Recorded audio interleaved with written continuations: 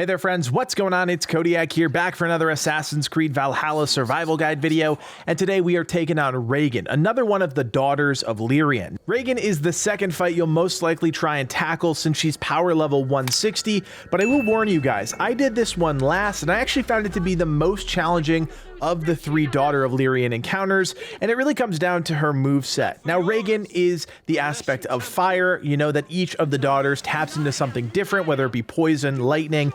Regan herself is the fire aspect. So we've got a lot of different fire elements to this fight, and mostly it comes down to being a frustrating encounter. Not overly challenging, just frustrating. And as we talked about in the Cordelia Daughter of Lerion boss guide, I chose to start this fight with the spear. I think using a spear is very important for dealing with the Daughters of Lerion because of the way that they attack. Now, Regan's moveset isn't wildly different. In fact, all of the Daughters of Lerion have the same base set of melee moves, but of course there's some variety thrown in there, and of course that ties into their aspect.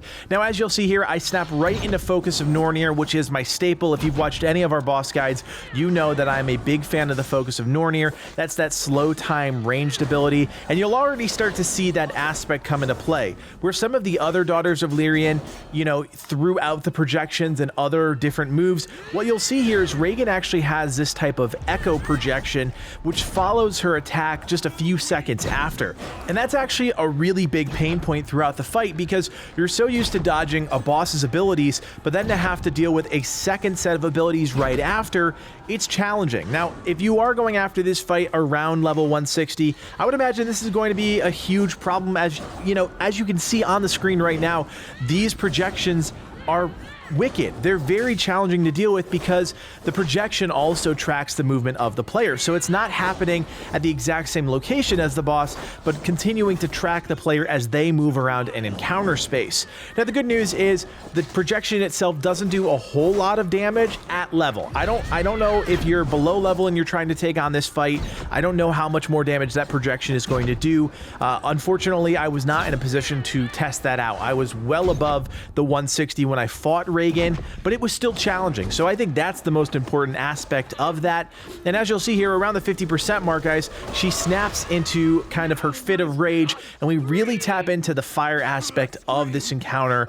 And this is where things get dialed up to 11. This is the reason why this fight took me 7.5 minutes to complete, because of how frustrating this entire second phase is. Now, during the second phase, she'll still use all of her standard abilities. You'll still have to deal with the projection, but look at that. Fire now engulfs pretty much anything, any place that Regan moves to. So it's a real challenge to have to deal with this boss and also try and deal with the fire, because you're dealing with the projection, which also places fire. It's a huge pain in the ass. It really is. There's no two ways about it. It's a giant pain. Luckily, Regan does move around quite a bit. You can move her out of the fire. There's no real reason to fight in the fire because of how easy it is to move Regan around the room.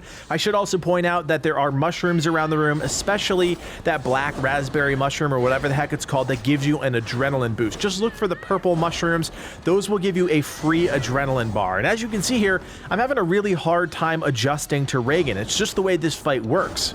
Honestly, I wish I had better advice for you about this portion of the fight, but honestly, the key is just to stay out of the fire. I mean, we've said since day one, fire is hot. That is the cardinal rule when it comes to boss fights, and there's no benefit ever of fighting in fire. Well, maybe not ever, but you know what I'm talking about here. Now, of course, you can also parry her abilities, deal a little bit of damage, but as you can see, it's just a real challenge to try and get her in a position to just chip away at her health, and that's really the goal here. Now, of course, you can use your bow. There's arrows around the room that you can pick up as well, but of course, you're trying to shoot through fire. You're trying to deal with the projection, which nullifies the bow quite a bit. I don't think you guys understand until you fight this boss how quickly that projection moves, and that really does impact everything you do in this fight. Now, the boss, just like all the other Daughters of Lerion, move very quickly. They move around the room fast. You have to adjust fast. So as always, I recommend Brush with Death. You see it there just now. That's the skill in the Raven tree that slows down time when you narrowly miss a boss attack. Now, of course, as we talked about in the last encounter with Cordelia, I am having a very hard time hitting that weak point on the back of Regan. Now you can imagine it's the same color as pretty much everything else in this encounter area, which makes it that much more challenging. If you can get that weak point, great. Focus of Nornir is your best friend when it comes to hitting that weak point. I missed it earlier on in the fight, and it just never really presents itself as another real opportunity for me. So what am I left with? I have to chip away at the boss health. Now when you parry Regan, she is going to fall to the ground. That's a great opening for you to get some attacks in. If you have the ability to use something like a Valkyrie strike or anything like that, Thor's strike, those are going to be great for dealing damage. But other than that, you really just need to knock her to the ground and just keep chipping away. It's about patience here. It's about stamina management. As you can tell, I'm moving around a lot. I have to use a lot of stamina, and I have to be really conservative with my stamina because I'm going to have to dodge that projection.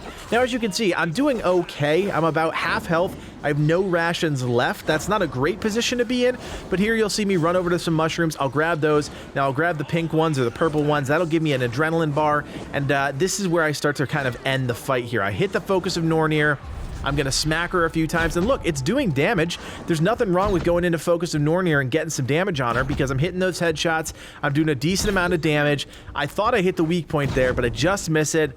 And look, she's about 1/10 of her health. It's just about being patient. This is where the adrenaline's going to start kicking in. Your adrenaline, not your character's adrenaline. And this is where you're going to start feeling it. This is where you're going to start to feel the fatigue. It's a longer boss fight, so you have to stay calm. You just have to avoid those abilities. Just keep moving.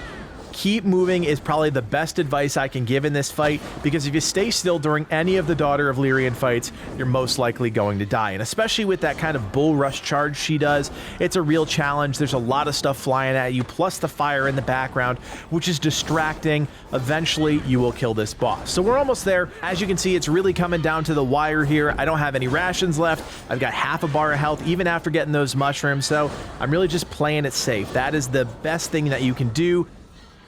There's the kill. You get the awesome death sequence. And of course, you've just collected yourself Thor's legendary chest piece. This is a great piece of gear, of course. We're going to put it all together to do a full video on how to get all of Thor's gear. But for now, guys, if you have any questions about this fight, leave them in the comments section below. Of course, like and subscribe to the channel if you want more Assassin's Creed Valhalla content in your feed. And as always, friends, my name is Kodiak, and from everyone here at Legacy Gaming, thanks for watching, and play on.